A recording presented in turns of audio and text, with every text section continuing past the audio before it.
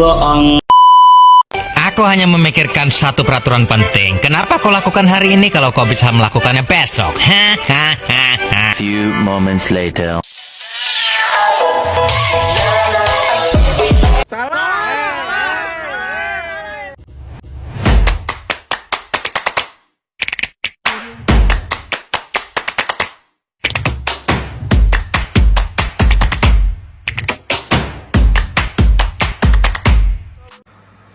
Baiklah, Assalamualaikum warahmatullahi wabarakatuh. Sebelumnya, perkenalkan nama saya Junur Hasni. NPM saya 2206110262. Di sini saya akan menjelaskan sedikit mengenai pengaruh masuknya budaya Hindu di Indonesia dengan menggunakan aplikasi Nearpod yang sudah saya rancang sedemikian rupa.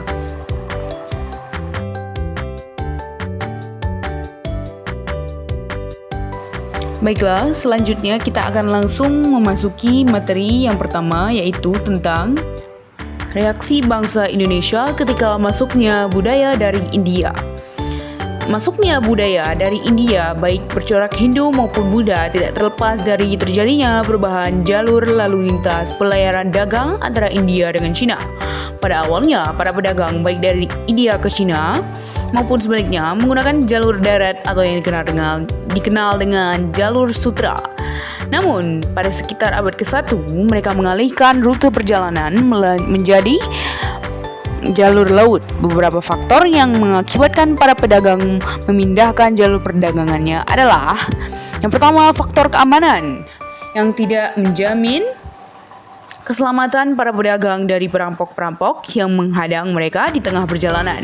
Yang kedua, faktor waktu yang ditempuh cukup lama akibat kontur jalan darat yang mendorong mereka untuk menuruni lembah, mendaki bukit, dan memasuki hutan.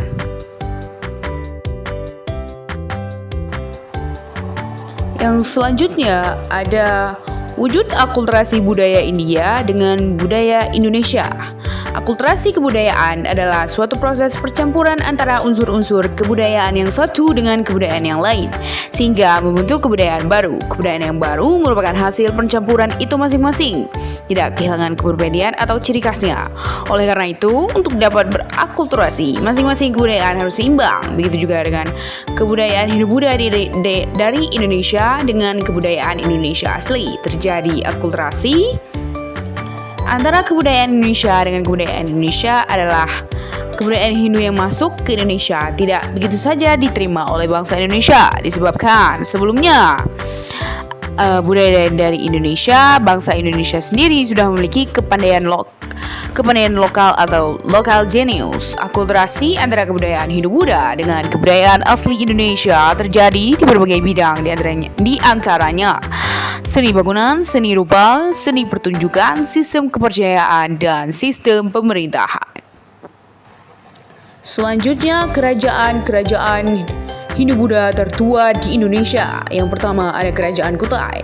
Letak Kerajaan Kutai diperkirakan berada di daerah Muarakam di tepi Sungai Mahakam, Kalimantan Timur. Sungai tersebut adalah sungai yang cukup besar dan memiliki beberapa anak sungai. Lokasi pertemuan antara Sungai Mahakam dengan anak sungainya diperkirakan adalah letak Muarakam di masa lampau. Sungai Mahakam dapat dilayari dari pantai hingga masuk ke Muarakam, sehingga sangat strategis untuk jalur perdagangan, dan kemungkinan besar itulah penyebab orang-orang dari tanah India telah hadir di sana meskipun Kutai tidak berada di jalur internasional yang diketahui khalayak dunia.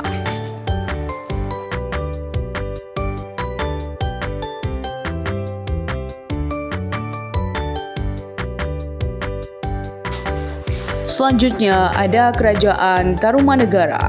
Menurut para ahli arkeolog, letak Kerajaan Tarumanegara berada di Jawa Barat, di tepi Sungai Cidasane, yang saat ini merupakan wilayah Banten. Kerajaan Tarumanegara berpusat di Sundapura, yang saat ini dikenal sebagai Bekasi. Wilayah kekuasaan Kerajaan Tarumanegara hampir meliputi seluruh wilayah Jawa Barat dan Banten. Bahkan, Kerajaan Tarumanegara juga memiliki pengaruh besar pada saat kerajaan yang ada di Jawa Tengah dan Jawa Timur. Berdasarkan naskah Wangsakerta Tarumanegara didirikan oleh Raja Digargu Jayasingwarman pada tahun 358 yang merupakan seorang maharsi atau pendeta dari Salangkayana di India. Dia mengungsi ke Nusantara karena kerajaan tempat asalnya ditaklukkan oleh kerajaan Magadha.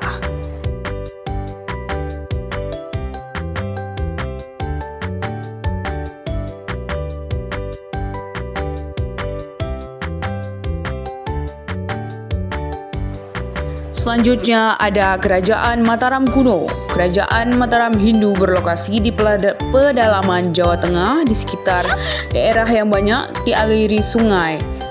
Letak ibu kota kerajaan secara tepat belum dapat dipastikan dan ada yang menyebut Medang di Tuiri, Medang Ri Bumi Mataram. Daerah yang dimaksud belum jelas, kemungkinan besar di daerah Kedu sampai sekitar Prambanan.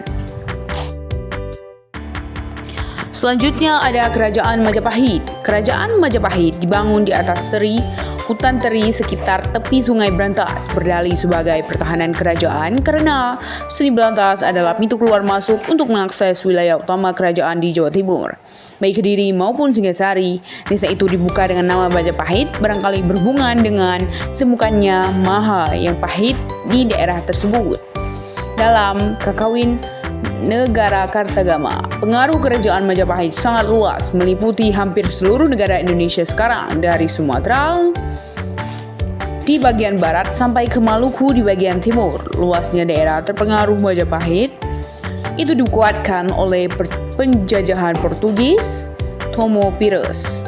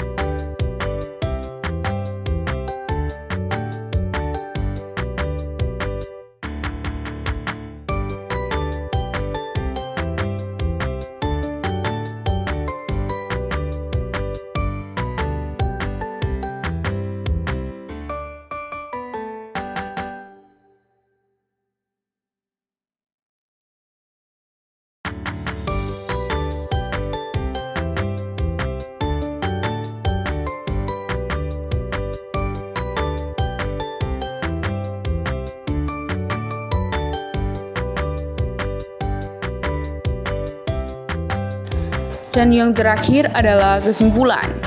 Kesimpulan dari masuknya agama Hindu-Buddha ke Indonesia membawa pengaruh besar dalam bidang budaya, politik, dan kepercayaan masyarakat. Pengaruh ini terlihat dalam berkembangnya kerajaan bercorak Hindu-Buddha seperti Kerajaan Kutai, Tarumanegara, Sriwijaya, dan Majapahit yang memperkenalkan sistem pemerintahan terorganisasi, aksara, seni arsitektur, serta konsep keagamaan.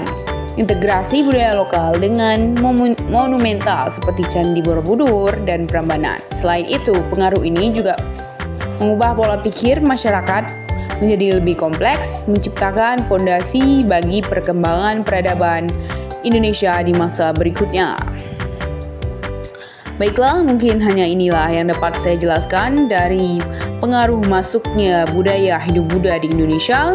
Jika ada kekurangan dan mungkin kata-kata yang salah, saya mohon maaf.